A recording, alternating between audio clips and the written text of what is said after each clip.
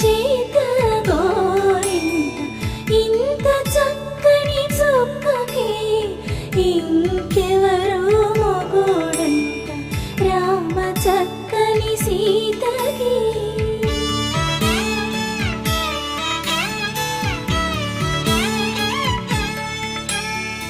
ఉడత వీపున